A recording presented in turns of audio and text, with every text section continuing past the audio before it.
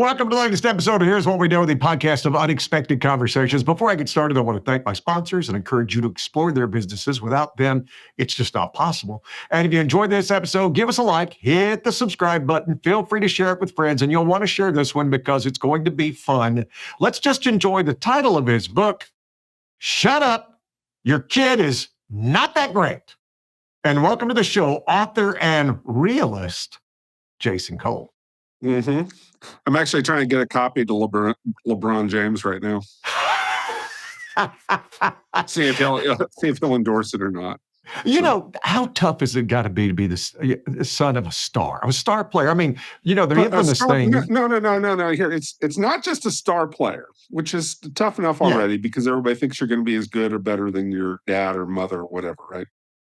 But a star player who's now pumping you up as that you were better than some guys in the NBA when you were in high school and you haven't played a college game, right? That's fair. And this is like the perfect example of what I'm talking about is, LeBron, I understand all the things that went into you supporting your kid. Now, you should support your kid, keep his dreams alive, tell him to go out there and chase greatness, all those things that we talk about.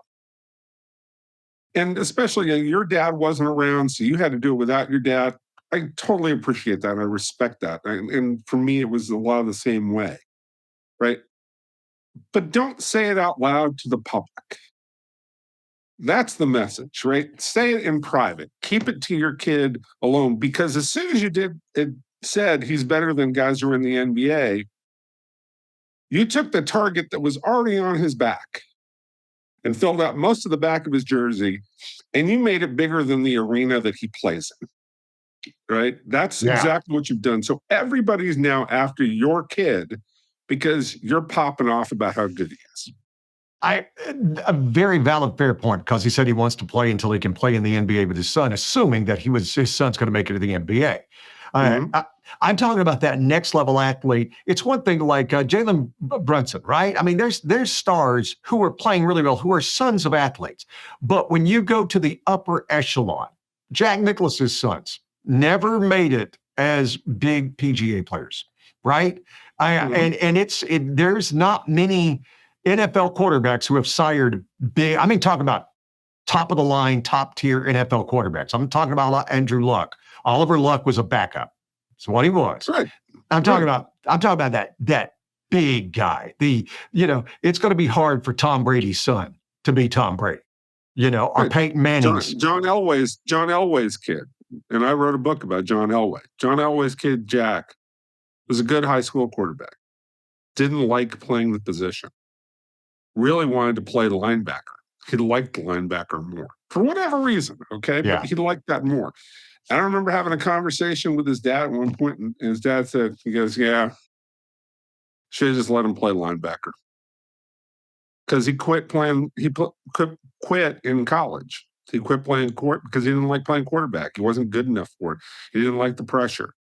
Go do something else. Go blaze your own trail. And some kids want to do that. Some kids want to be better than their dad. The Mannings, Peyton Manning watched his dad play and said, I want to be my dad. Plus, I want to be all the things my dad couldn't be because he was in a crappy organization. Right?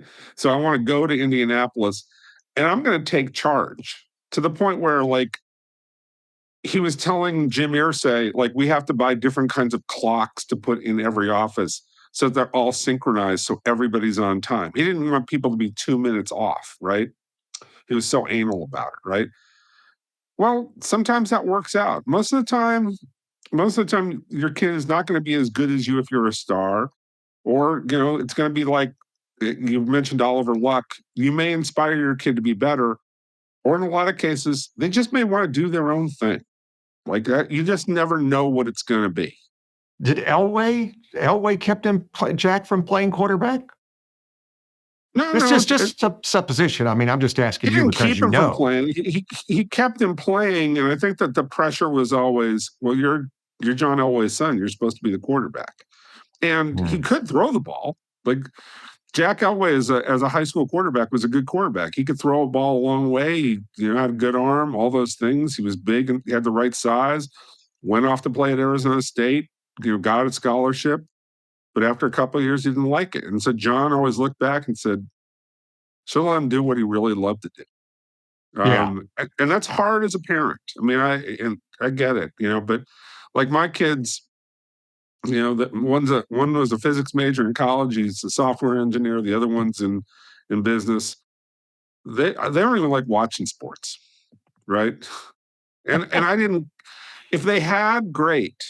We would have sat in front of them, and I would have broken down plays with them and had a great time with it. But they thought it was boring. It's like, okay, do what you want to do, and I couldn't take them with me to games. So it was a little bit different. I did a couple of times, but they didn't have the enthusiasm for sports the way I did. Okay, let them do their thing. But I know it's hard as a parent. Oh, well, it is. And as you mentioned in some of the stories in the book, and matter of fact, I think who the book is written for is parents, not the kids, because the Exactly. parents are the worst part of any school sports. And as I told you, I have a 12 and a 14-year-old, right? So I'm in the midst of it.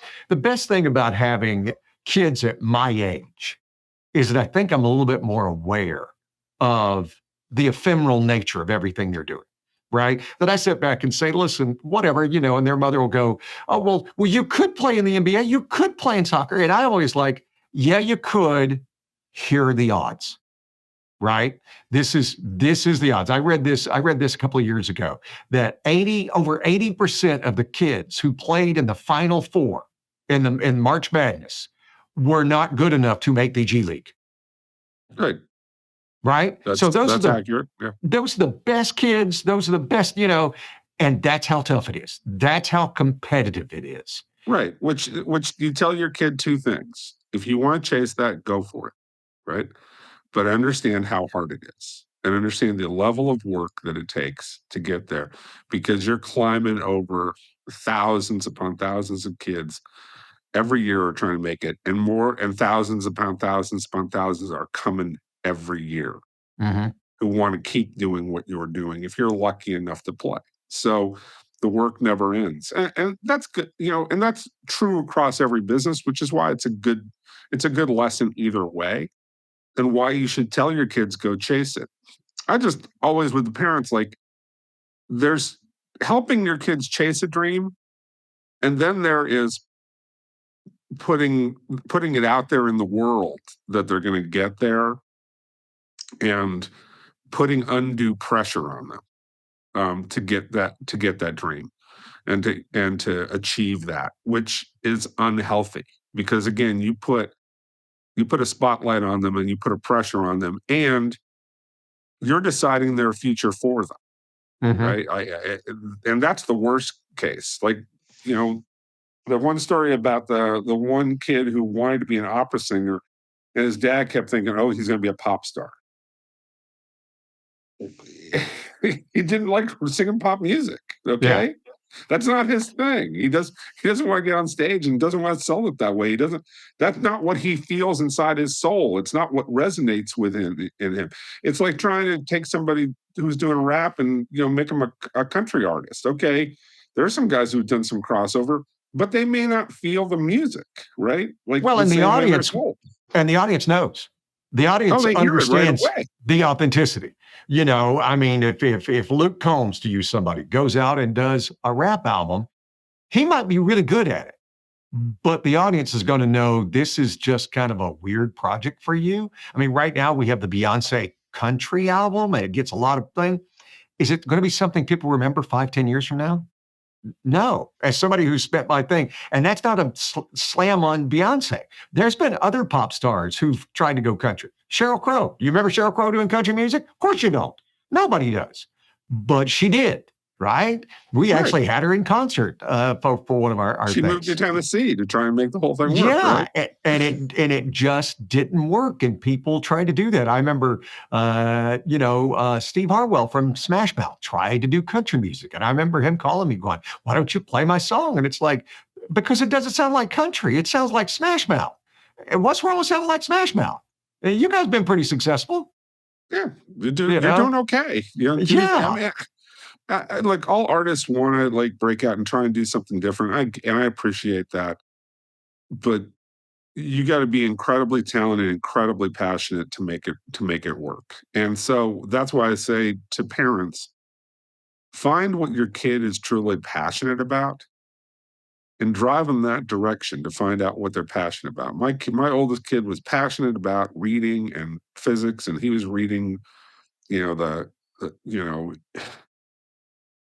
what are all the what's the Encyclopedia? No, no, it's the adventure. But the why Harry am I Potter, drawing the Harry Potter books? yeah. So he was, he was into it like on the midnight release of the Harry Potter, where I'm like, look, we could just walk in the next day and buy it at 9 o'clock in the morning, right? Like we can do that, right? It's okay.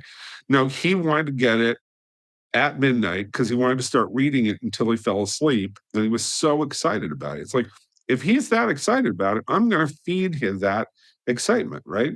So we're going to go get the book at midnight. He's going to fall asleep reading it, maybe for an hour, maybe for 2 hours. I don't care, but he's excited about reading. So let him go do that, right? And that has fed, he enjoys his life. He enjoys what he's doing. All right. He's good at what he does. And my other kid was big into rowing. They were both rowers, but the younger one, became a state champion as a lightweight, okay? Because he was passionate about it, not because like I don't know anything about rowing. Like Mhm. both my kids did a combined 10 years worth of rowing. I couldn't tell you the front from the back of the boat, okay? I'm just like, I'm the dad who was like, I'm grilling up the burgers, making sure the kids are fed. And when my kid races, like, I'm just going to go, right? Mhm. I don't know how you do this, right?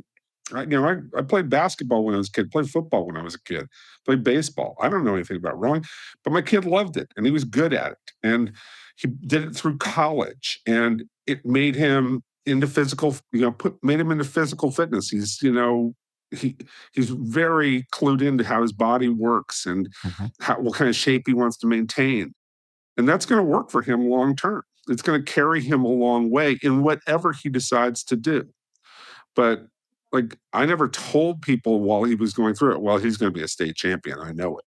Because like I'm not going to put that on him because Yeah. then if he doesn't do it, is he disappointed? Well, and that's the other side of athletics. And I don't know, it's really when you really start going to, because I'm a sports nerd. I freely admit I'm a sports nerd, and I don't try to live my life, because my kids, I was telling my son, he's a pretty good basketball player, and he'll ask me something, and I'm like, dude, you are already past my basketball IQ.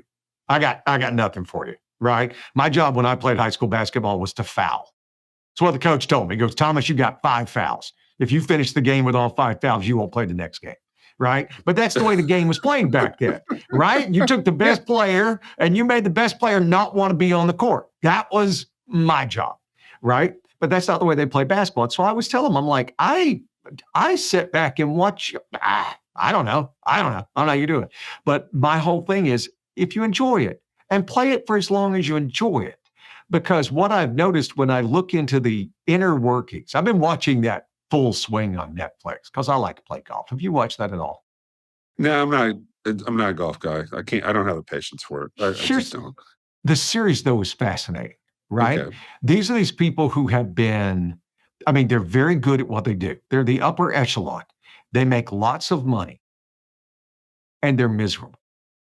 These young 20 to 40-year-old men are miserable because the pressure is always on it. And last year, the last season, they had this whole thing about Joel Doman, who's this tour pro. He's good, but he's not that good. He makes a lot of money. He was very sweet. He was very funny. Everybody fell in love with him. Well, this season, he's dealing with the pressure of becoming famous for fame's sake and not golf's sake. And because he's become famous, he can't practice. So now he goes out and shoots 80, which is bad in the pro golf world. And he's falling apart. He's drinking too much. He's just got a new baby. His caddy's ready to quit, who's his lifelong friend. And you just see all these pressures. It's amazing, all these pressures. And you read about like these soccer players in Europe and all the pressures and all the things they go under. And I don't think kids understand that, nor do I want them to. But as parents, we should understand that and realize, do you really want that for your child? Do you really want it for them? And again, they'll go there if they want to go there, and that they should go there if they want to go there. And what you need to inform them along the way is, okay, here's the downside. If you do this, you're going to be all in. There's going to be things that you're going to not be able to do, choices you're going to have to make. So understand the sacrifice that you make to do this, right? Um, I go back to Earl Woods when he proclaimed that, his son was going to be bigger than Jesus. He borrowed the John Lennon quote, Mhm. right? Um, and so important. Are you ever wonder why Tiger has sort of melted down in the sort of autumn of his career, um, and didn't end up breaking some of Nicklaus's records, despite the fact that I don't think there's much argument that Tiger Woods, and I'm not a golf guy, but if Tiger Woods, greatest golfer of all time, right, most talented guy to ever swing a club, did Mhm. amazing things, right, but he didn't achieve some of the things that his dad set out for him. Because I think the pressure of his dad having said that got to him, and it added on top of there's already pressure enough just trying to chase these records, and he could never live a normal life. And on top of that, he went to I wouldn't call it deviant behavior, but he's looking for some release somewhere that Reckless behavior. was reckless, and to just sort of be normal. Right. And, because he couldn't be normal in any other way. And so that's why I say, like, even for the greatest of the great, like Earl, who did you do any service for by saying your kid was going to be this great? Are you doing that for your kid, or are you doing that for you? Mhm.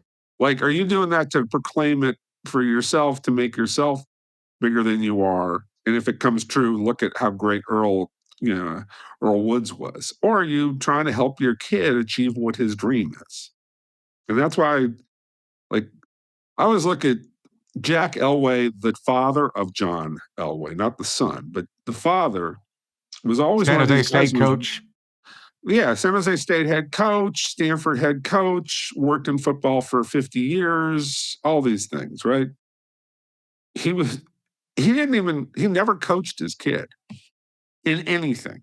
Didn't coach him in baseball, didn't coach him in football, didn't coach him at San Jose State when he could have basically put his foot down and said, "You're going to be a Spartan." He said, "No, no, no. Go to Stanford.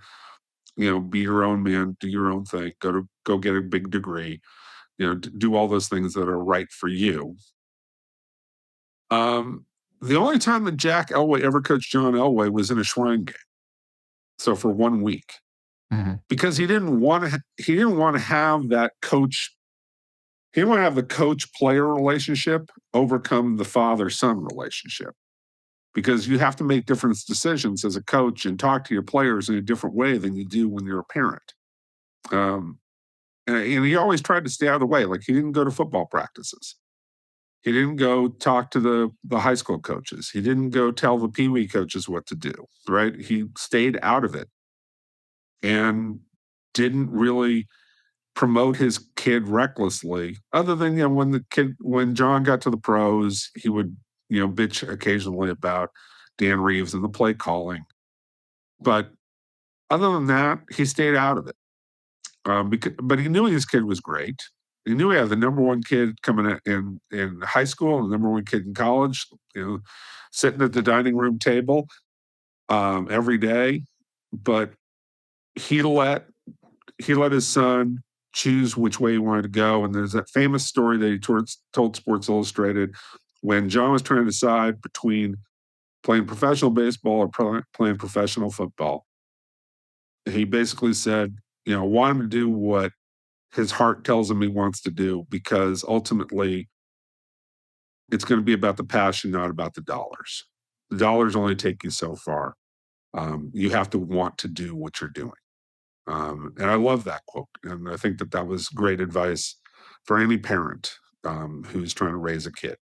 Especially something as brutal as football. And even though football has changed from when you and I were young, right? Yeah. I mean, it was the glorification of violence and human upon human damage, which I'm glad to see it has. We are doing our best to rectify it because you know as well as I do. Sometimes you have to protect the young people from themselves because they'll go Yeah, out there and do anything. yeah, but it's look at its root cause. It's still a physical sport, and Oh, it's there's no still way you it's can yeah, stop the sudden deceleration. correct. There's not. It's a gladiator sport, and frankly, there are some humans out there who need to play gladiator sports so they don't become gladiators away from a field, right? And do unfortunate gladiator kind of things around the world because we have plenty of that. So, get it out of your system on the field. I will say this in all of my years, I have interviewed so many sports stars. And I can tell you, this is just my apocryphal saying that the more violent the sport, the nicer and gentler the person is I'm talking to. I've, with only one exception, the old Niner, and then Raider linebacker, and I can't remember his name. Um, Romanowski? Womanowski. He Yeah. was he was a piece of work. But for most people, I've met so many people, and they were hockey players, football players tend to be very nice. Tennis players can be a bit of a jerk. Yeah. Uh, Oh, Baseball baseball players players. jerky. Real. Yeah, Oh, yeah. you know. That's definitely when. Look, football players establish their hierarchy in the world. Football players, like, they sit there and say, like, I'm the toughest, you know, Mhm. mofo in the world. And you better trust that, right? Like, that's just how it is. And you don't argue, you just know, and they know their place in it. And so, yeah, they tend to know how to turn it off. Yeah.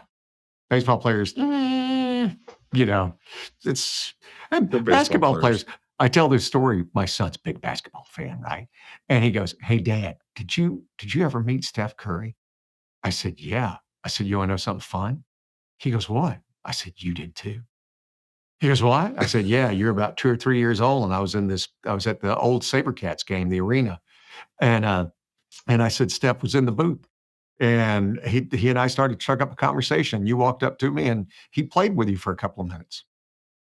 And he's like, "Really?" And I'm like, "Yeah." I That's said, "So awesome. you can tell all your friends you met Steph Curry."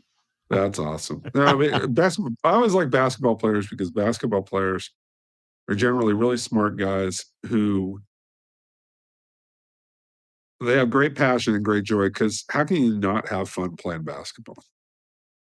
Like, If you've there's no got those standard. skills, Well, but I'm saying I if you've mean, got if those you're skills bad at it, at that level, they're all good. It's, when you get to the pro level of anything, they're the best correct. you've ever seen, right? But there's just something. There's a joy for playing basketball and moving and grace and creativity and fun and like just basketball. Basketball players tend to have the most fun playing their sport of any of the professional athletes. They just do. Doesn't mean it's not hard. Doesn't mean it's easy. Just but they just have joy. I watch guys they joyfully play. Playing baseball can really get boring. Playing football is painful. Playing basketball is fun. It really is just pure And fun. because you get a chance to score immediately, right? I mean, if you're in football, you're going to take a break. We're going to do that. We're going to stop. We're going to call the huddle. Baseball, you got to grind out a run. I mean, hockey and soccer, grind, run, score. Yeah, everybody goes crazy. Basketball, oh, they just don't. Okay, here's the ball. You go. Right? I mean, it's let's go down the thing again. And it's fun when it comes to like parenting. You sit back and look at some things. Basketball is fun at my son's age, 14 years old, when he gets to play against similar size and skill set. Like, we've played teams. We played in a 12-year-old tournament last year where he was guesting as a 13-year-old. And during warm-ups, two of the 12-year-olds on the other team don't. It's gonna be a long day. Yeah. And It's gonna be a and long day. and and you got the facial hair. And as one of the coaches said to me, he goes, just so you know, they don't check ages at this tournament. And so my son, I walked over to him because I don't ever coach. And I said, "Hey man, have fun." I said, the cool thing about it, you play these guys and the rest of the games are going to be easy, right? right? Because it's going to be fun. It's going to be the hardest game. Have fun. And at the end of the game, he walked off and he goes, I said, but did you have fun? And he looked at me like I was an idiot for a second. And he goes, yeah, I did have fun, Dad. I'm like, then we're done here. That's cool. Everything we wanted to happen, happened. Yes. Did you run around a lot, get hot and sweaty and tired? Did you score a few points? Did you do something like that? That's the goal of this whole thing. Like, I'll say this: I watch a lot of youth practices now when I'm driving around, and I'll pull over and I'll watch. Like, we were walking past Willowland High School the other day, and I was watching the high school team practice. I was like, and everybody was standing around, and I go, God, that looks like the most miserable practice I could ever imagine. Why aren't kids running around? Why aren't they all, like, and the coach is just talking, and the kids are just standing there. I'm like, make them run, make them go chase the ball around, go hit, go play. They don't want to hear you talk. They really don't. Now, I mean, that may have just been one moment that I walked by. I'm not trying to say the coach doesn't know what he's doing or anything like that. Don't get me wrong. I just went at that moment. I was like, if you're a parent, I heard this from another parent recently. He was talking about his kid's 12 years old playing Little League baseball in Palo Alto. And he says the coach ends up talking for 45 minutes out of the practice. It's like, man, don't do that. Don't do that. I would never talk to my 12-year-old for 45 minutes. No, they don't want to hear they don't want to hear you. They want, like, let them play and then explain to them how to play. Right? Explain to them, and you can do it as a group. Explain to how do you do this, but don't make them stand around. Wait, get the message in quick. This is all sort of wrapped into the idea of what I'm talking about in this book. Like, make kids enjoy what they're doing. Don't make it about what you want to enjoy. Don't live their lives. Don't live vicariously through your kids. Let them go live it. And if you do, your kid's going to probably genuinely really like what they're doing, and they're going to keep doing it. And that's what you want to have happen. Told you guys you're going to enjoy this conversation. We've got more. We're coming back to talk to Jason Cole. Shut up. Your kid isn't that great. Right after this. At Reed Animal Hospital, they treat your pet as if it was their own. Now, I'm a very satisfied customer. I can tell you they mean that.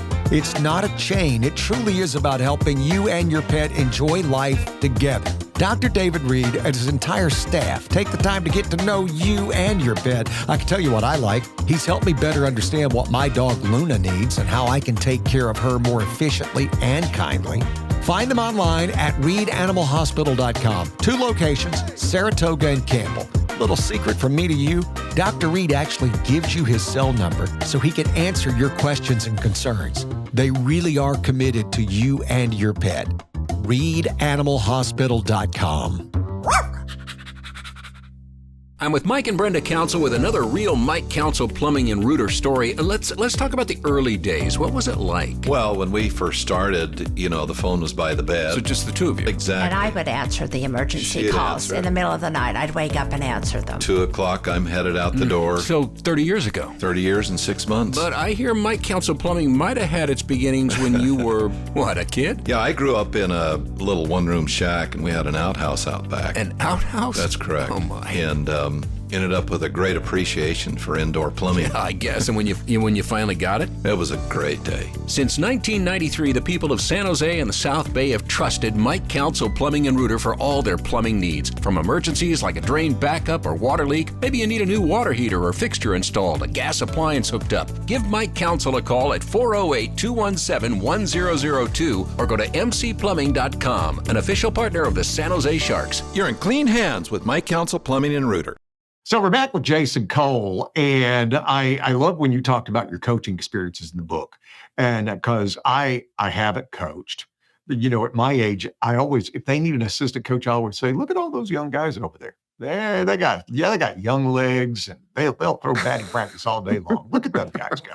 But I always tell the coaches, listen, if you need to bark at them, and if whatever you need to do, and I'm never going to talk to you about playing time, I'm just not.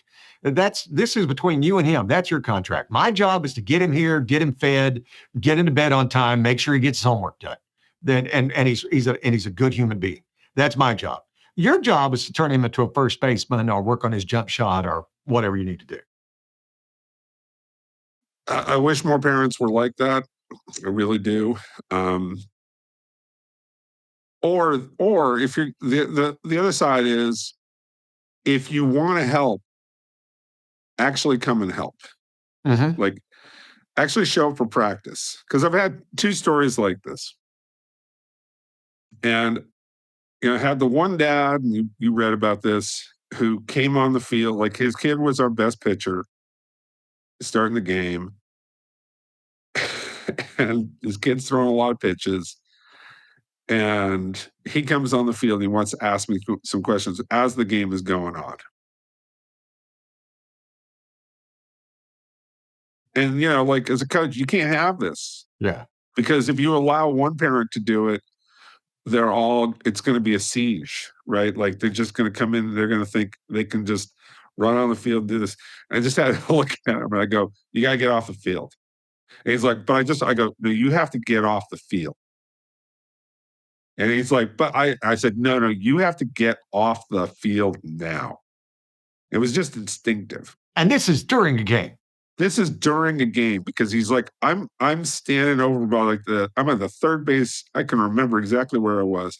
I was in front of the third base dugout. I'm looking at the game, watching, and all of a sudden I hear Jason, like behind me. I turn, I'm like, it's this parent, and I'm going, you got to get on. And like, didn't even listen to the question, didn't have a discussion. I was 20-something years old. Here's some 40-something-year-old dad.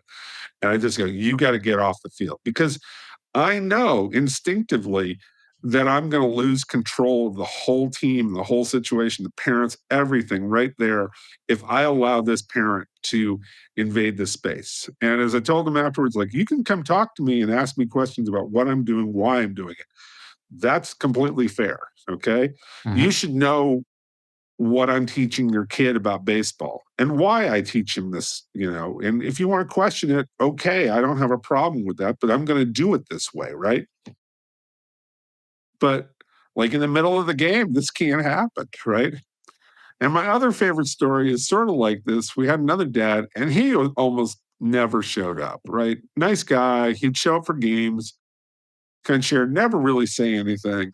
And his kid's on first base, fly ball to the outfield. You teach the kid, go a third of the way or half the way, again, depending on if it's hit to left field or right field. See if the kid's going to drop it, in the outfield. And then if he catches it, you go back to first. If he doesn't, you go, if he drops it, you keep running, right?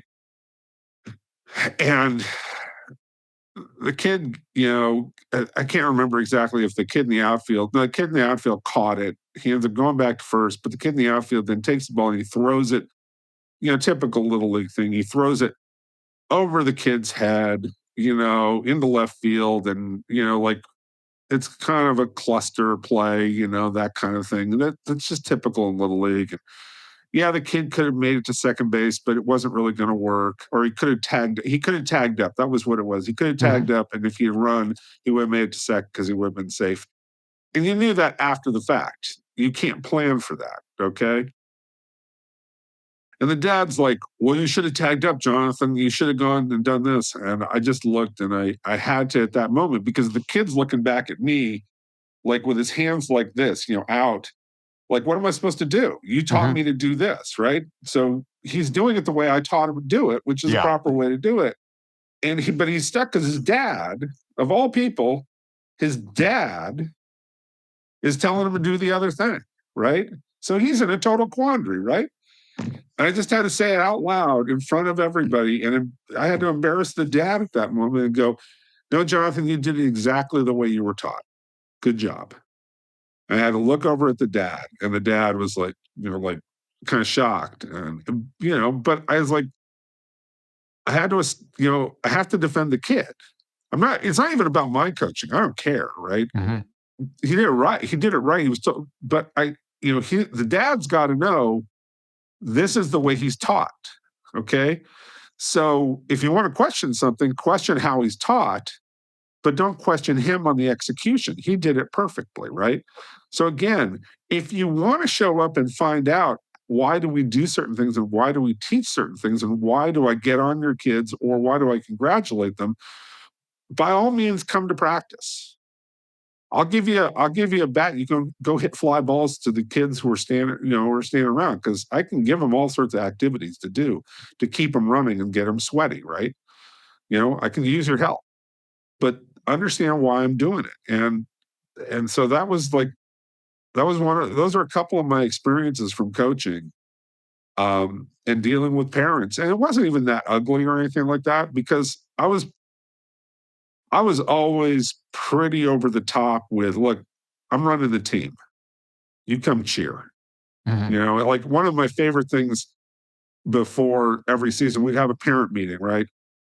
And I'd say, look, here's how I handle your kid. The first time I'm going to tell him how I do things. The second time I'm going to tell him a little bit louder. And the third time I'm probably going to yell at him a little bit if he doesn't do it the way I do. And I'm going to guess that's kind of how things go at the house. And, you get the head nod, right? Like, yeah, that's how it goes at the house, right? And I would lay out certain rules, like, look, come cheer for the kids, come have a good time, come buy them pizza, come, do whatever you're going to do. But I'm the one who talks to the umpire. Okay. And that's Mhm. strict. I'm the only one who talks to the umpire. You guys don't talk to the umpire, because I want to keep the game sane. Right. And yeah, I would lay into the umpire once in a while. But, that was because that's what I had to do. Right. Get every once in a while. But the parents, no. Parents are there to cheer for the kids. Right. So you have to keep it orderly. So I would have a fair amount of command of the situation. But I just knew that. And I've seen plenty of other times where coaches don't have command of the situation. They don't know how to run the team and the game and what's going on here. And parents end up screaming and yelling and screaming at umpires and screaming at coaches. And it deteriorates really fast. It's like I told this other mom one time, because she had one of those voices that was very shrill, and you could hear her. You could pick her voice out of 20 voices, right? Mhm. Everybody could be talking at the same time, but her voice was just louder. It was higher pitched. That's just what she sounded like. And if she started yelling, everybody knew it. And if she started yelling and her kid was running the bases, his head would snap towards his mother, because he could hear that voice, right? Not in fear, not in anything else, but just he knew the voice, right?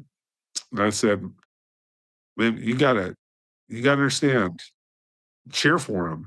But if you start yelling instructions at him about what to do in the middle of a game, you're gonna confuse him, because he hears your voice faster than he hears mine. So you gotta be really careful about what you do that stops him from going. Like, it was just really, really careful. I am shocked by how I don't know if they are truly clueless or they're just trying to be obtuse. But I can remember, because my son played club soccer for years. And we were playing this one team, and the guy, all the parents were, both teams on one side, and with the teams on the other side. And there was a guy maybe 6 feet from me who he wasn't on our team, constantly yelled at his son, David, back up. David, move it. David. I mean, the entire game. And the Yep. coach kept going, please, parents, stop. And these were 8-year-olds, please. And this guy never stopped. And I'm like, I was trying to do the psychoanalysis, instead of being a jerk going and hey, shut up. And it's like, well, this is your life you're putting on.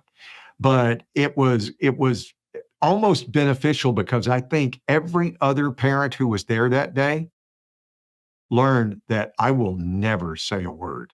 I will cheer, but I will never be that guy. It would almost be like a smart plant by a coach to put Yeah. it on, Oh, yeah. just to show everybody what it truly sounds like. And the kid was just miserable. You could see him on the field. He was just miserable. And Yeah. it broke your heart in that way. And I see some of these things where you're watching the sports and you see people yelling and the whole thing, the instructions and stuff. And it's what you're saying. I don't know, are they truly that clueless? Or is it just the Is it the control factor? That's the way they are in life. I can't believe these people are that way in life, or maybe that's just the way they are at home. And that's kind of scary too. Uh, I have no idea. Like, we could probably do a great PhD study on this, that I don't have time in my life for. Um, but I'm just, when my kids were being coached by other people, it was like, look, this is your thing. Like, it's your job to coach my kids. And if my kids come back and they're unhappy about something, I want to know, well, why is it? Is it something that I need to talk to the coach about, or not need to talk to the coach about? Overwhelmingly, it was not anything that I would ever talk to the coach about. They were just, they were upset about something that happened in practice, right? And that's just like, well, that's the way it goes. Like, this is, being part of a team, or working out, or doing anything that you have to do in sports. Sometimes it's going to suck. Okay, get over it, right? Um, but you just don't. Don't interfere. Again, you can. I'm all for people asking questions. Why do you do this? Why is this happening? Why is this going on? And it's really important to sometimes know, because especially in the youth world, you see this proliferation of kid's got a hitting coach or a pitching coach or this and that. He's got his private, so he's got his private coach, and then he's got his regular team coach, right? And it's like, well, what is the private coach telling the kid about how to do something, right? Because that may be different when what the team coach happens. And this happens in the NFL. I've seen it. Guys have quarterback coaches now, teach them how to throw and do this and do that. It's like, okay, that's great. But what does the head coach of the team say? Like, Brock Purdy has a coach that he dealt with when he was in high school, who I know very well, radio guy in Arizona. He's got a private professional coaching guy in Jacksonville who he works with. And he's got Brian Greasy, and he's got Kyle Shanahan, right? Like, he's got a lot of people who are in his ear. And what you need to make sure of in that kind of a situation is the message consistent? Or more importantly, can Brock Purdy himself sort it out?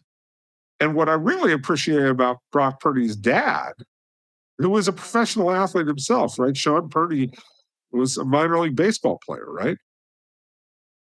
He's basically never asked those guys, right? Like, some of those guys are like, yeah, I wish Sean would actually show up more and ask more questions, but he leaves us all alone because he understands, like, stay out of it, like, and I'm sure he knows a lot about the art of throwing an object. I'm quite certain about that, right? So he would think that he knows what he's doing. That was never what he was there for. He understood his job was, foster his kid, make sure that his kid was properly advised, helped, and all those other things. But in this world, and this is what I say to parents is, yeah, you want to have your kid coached well, and you want to know what's going on, you should ask some questions, but also make sure that the messages are also consistent. Because what you're telling your kid may be very different than what his coach is telling him. And you need to be careful on that one. Again, that's the message of just being a little league game, and the dad saying you should have tagged up, and me going, that's not what I taught him to do. Like, that's not what he's supposed to do in that situation, right? Like, that's not how it works, right? And and me having to embarrass the parent, and not wanting to, but having to, because the kid needed the reinforcement. He needed to know that what he was doing was correct. Well, I've worked on, and I will give myself a big pat on the back, because who doesn't love me some me? Sure. But I learned with my son, who had a very competitive nature, still does, but he's certainly learned to temper it. But it used to be so bad that we would have to drive separate cars to games, because my wife just couldn't take being in the car with him after a loss, right? Because he was just so, yeah. And I'm like, I'm fine to take him, because, and then she would ask me later, what did you say? And I'm like, absolutely nothing. She goes, what? I'm like, I don't say a word. I sit there in silence. If I ask him anything, it's like, hey, does anything sound good for lunch? That's what I'll talk to him about. And then Yep. later on in the day, he might say something, but unless he brings it up, I never say a word. And then the next day, like going to practice or something, it was always like about a 70% chance that he'd go, yeah, well, that was a tough game yesterday or something like that. And then I'd say, why was it? How did you think you played? I mean, and if you want to know my take, I'll be happy to tell you, but I'm not just going to tell you. But if you want to know my thoughts, I'll tell you, but I'm not going to tell you just out of it. I just want you to hear what's going on. So this the great moment when my kid was in rowing, and so it's a parent, a very lovely mom, right, who really helped out a lot, very supportive. She's great, right? She's like the perfect parent, part of the team. She didn't like promote her own kid or anything like that.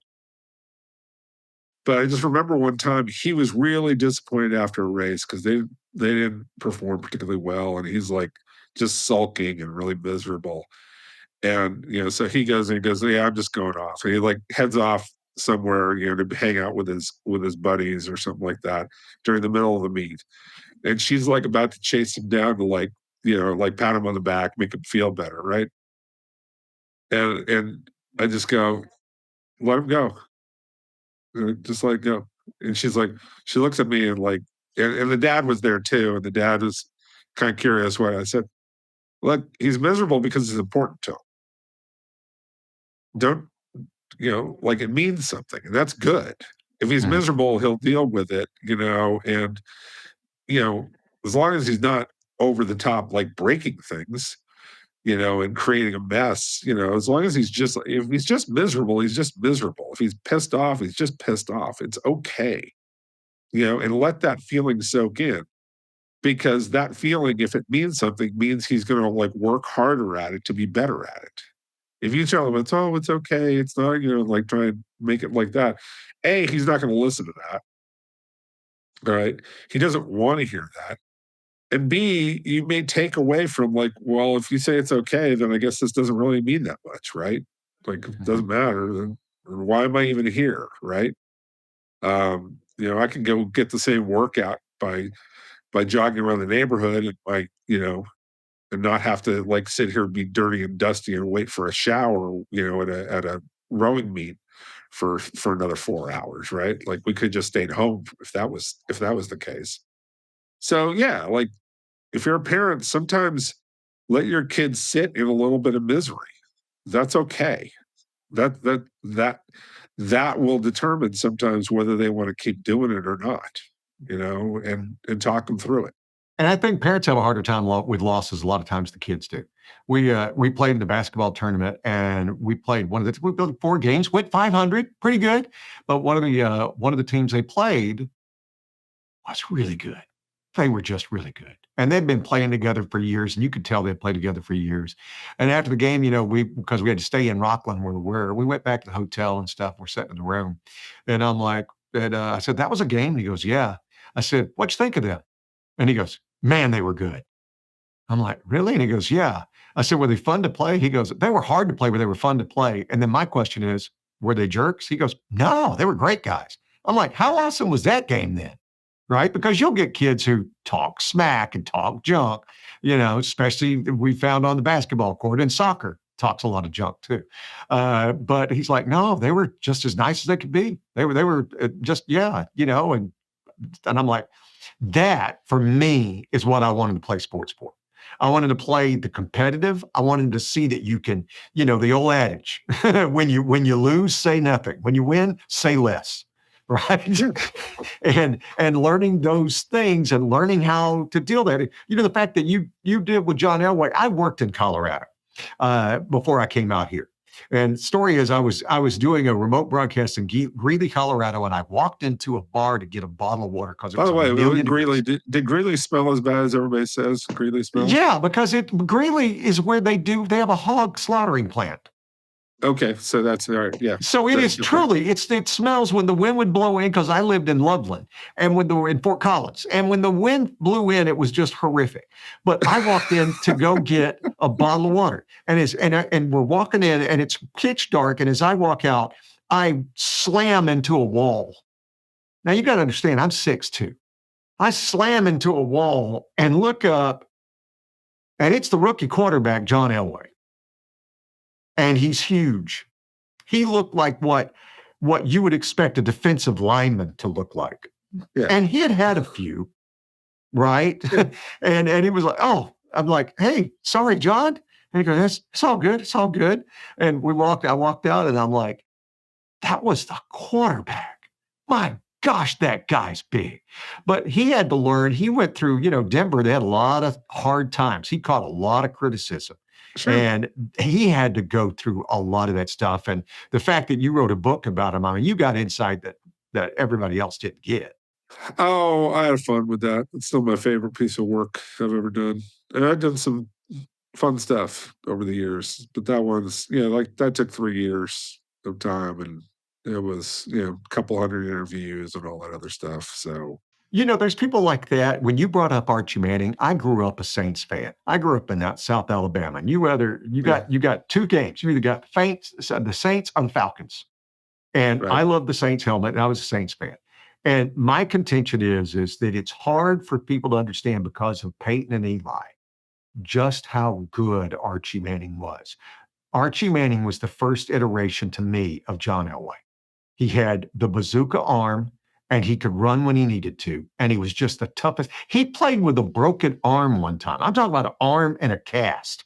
And he would have to bend over to take the center, right?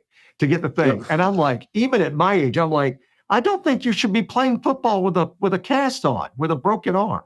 It's probably But a bad idea.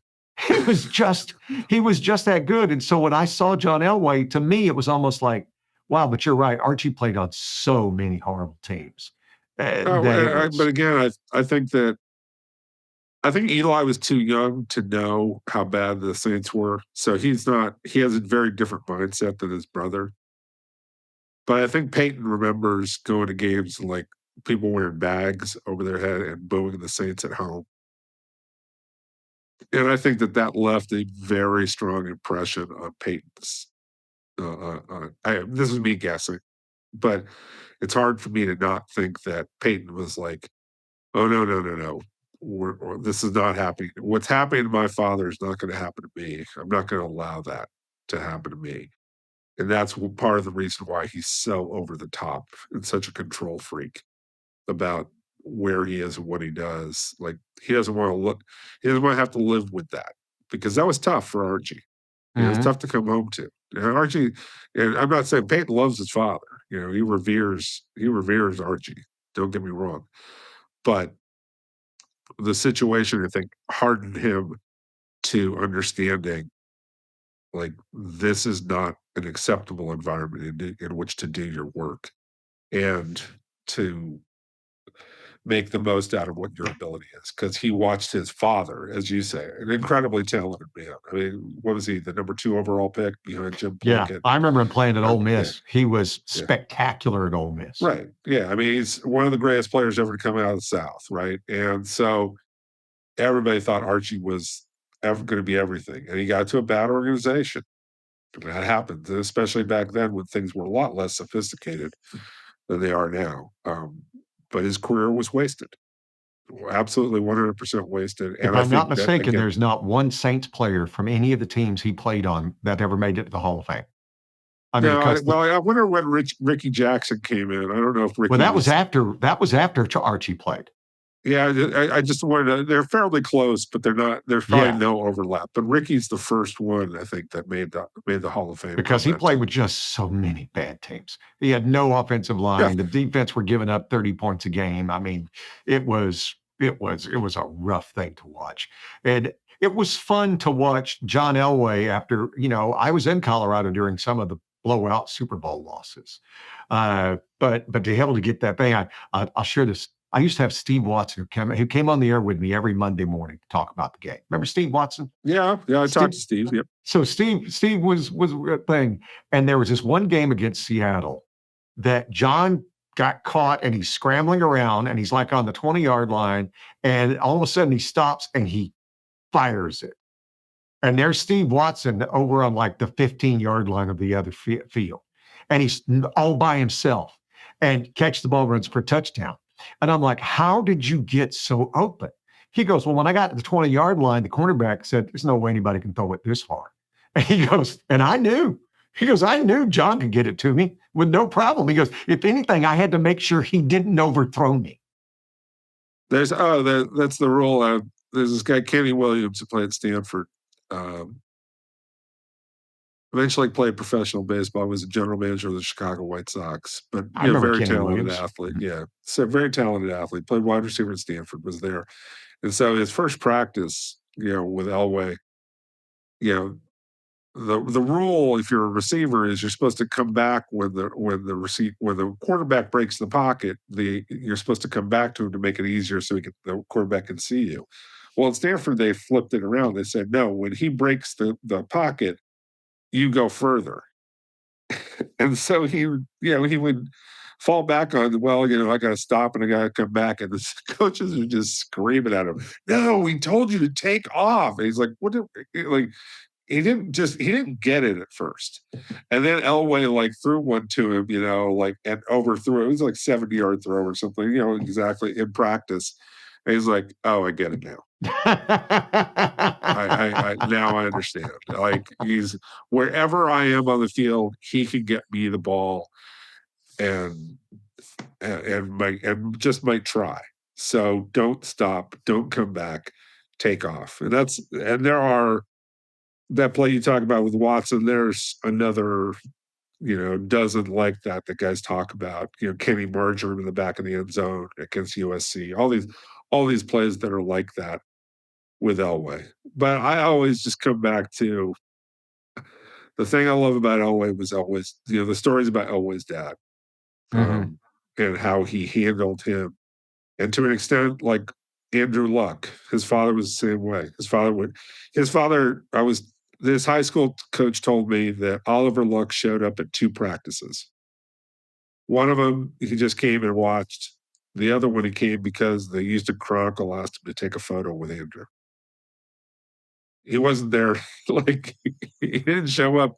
It wasn't like the story that I relate in the book early on is the story of Drew Henson and his dad. And Drew Henson was supposed to be the next John Elway, multi-sport star, went to Michigan, was the guy who was supposed to start in front of Tom Brady at Michigan.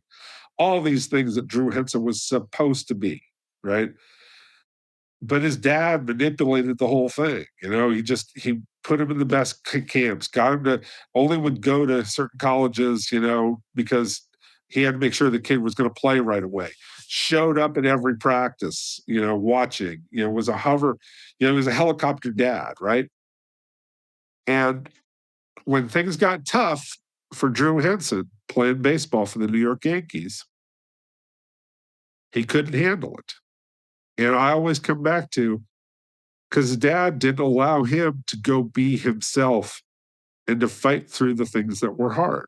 The dad was always there trying to make it as easy as possible for his son to achieve what glory he wanted him to have. Instead of, does the kid want to fight through it to achieve what the kid wants to have? And are you there guiding him through it, however you're equipped to guide him through it, not manipulate it? I had a teacher tell me, it was last night, saying, what we're trying to do is life is always going to be hard, and we're trying to teach our kids to fight harder. That's what you have to do. Life's always going to be hard. There's always going to be something that's going to just gut punch you, and you can either quit. And I think didn't Drew didn't he end up being like a backup quarterback in Seattle for a year or two, and then just ended up washing out or Cowboys or something like that? He just was with Dallas. He bopped around. It's kind of a sad career. I'm not sure that he was ever as good as we think he was, because you always wonder that, but he was certainly a talented college quarterback at Michigan. You could see the talent in him. But he never panned out. Nobody thought Tom Brady was Tom Brady. Correct. And that's the thing. And that's what I think. What I love is in the world, You don't have to tell the world your kid's good. The world will tell you. Absolutely. You know? It will come around. I remember having a conversation, and Tom Brady's dad did the forward to this book, and it was good. And so the two things I remember about talking with Tom Brady's dad, Tom Sr. And the first one was the whole Michigan thing when Henson showed up, and they were, and they were trying to figure out, well, what do you want to do? Tom was like, look, I'm tired. I think I just want to come back and go to Cal, and I'll play at Cal. And the dad basically said, yeah, you might want to just stick it out. Stick it out. I know you want to come home. If you don't like it after a year, we can come back to that, but stick it out. Tough it out. Things are hard. You're going to be okay. And obviously, it turned out great. But the other one is I remember his first year in Tampa, when Tom left New England.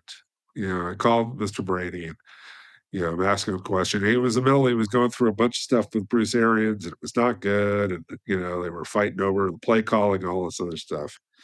And Mr. Brady answers the call. He goes, "Look, I'm not going to talk about Tampa." And I said, "Oh, I don't want to get into this. I know a lot of stuff, but I'm not going to tell you. I'm not going to." I said, "Mr. Brady, all due respect, I'm not calling about that. I'm calling about something else, right? But Tom, just so you know, I think Tom's going to be okay."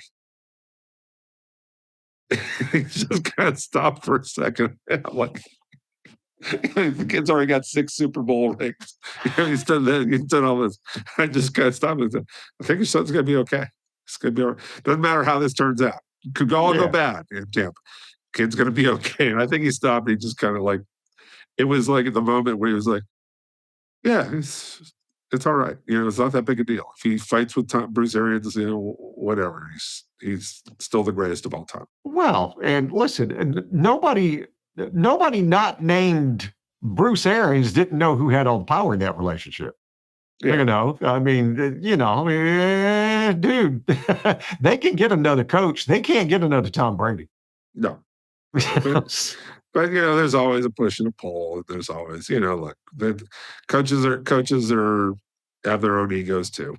So, well, and it had to be a better situation. I mean, now that we're seeing some of the stuff coming out about Bill Belichick stuff, I said when he got fired, I remember talking with some friends of mine when they let him go, and they're like, "Who's going to pick him up?" And I'm like, "I will be shocked if he's a head coach this year." And they're like, "Why?" And I'm like, "That's not the trend in the NFL. The trend in the NFL is going younger and younger and younger. Who wants to hire a 72-year-old guy who's had how many losing seasons now?" It's. I'd take Bill in a heartbeat, but I've watched plenty of young coaches flame out. So and he may get a job next year. I've said this year. I didn't think it was going to happen. Yeah, maybe. Yeah, you're probably true. That was a good call on your part. But I would if I was the Atlanta Falcons, I would have hired Bill in a heartbeat. But hey. But unfortunately, I do have to. I gotta roll here at this point in time. Totally understand. I appreciate your time, Jason. This is awesome. Sure, absolutely. We can do this anytime. We could tell stories all day long. Count me in.